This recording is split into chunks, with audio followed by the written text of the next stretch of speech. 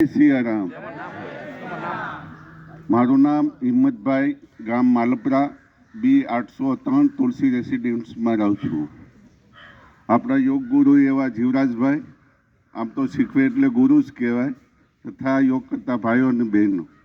હું ઓગસ્ટથી અહીંયા યોગ કરવા આવું છું. જ્યારે હું આવ્યો ત્યારે હું આવ્યો તો એસિડિટી માટે. એસિડિટી બહુ થતી હતી, દરરોજ રાતે 2 વાગે ચાલુ થાય સવાર સુધી. પછી એસિડિટી ત્યારે મટી ગઈ છે.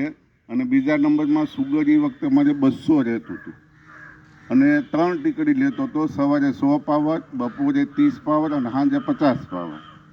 પછી ડૉક્ટર મને કે હવે જો ઓલું થશે ને તો તમારે ઇન્સ્યુરન્સ ચાલુ કરવા પડશે.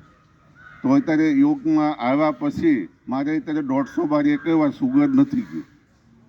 હજી કાલ રિપોર્ટ મેં કરાવ્યો, અત્યારે 3 ટીકડી, એક જ ટીકડી ચાલે છે. ખાલી 30 પાવરની એક સવારે લઉં છું. બાકી આટલો ફરક આવી ગયો છે. અને એસિડિટી તો બિલકુલ વહી ગઈ છે.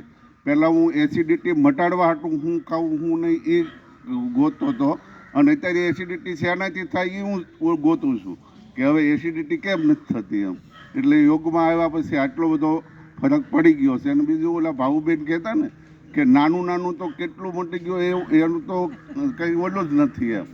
એટલે ઘણી વસ્તુ આમાં યોગ કરવાથી મટી જાય છે.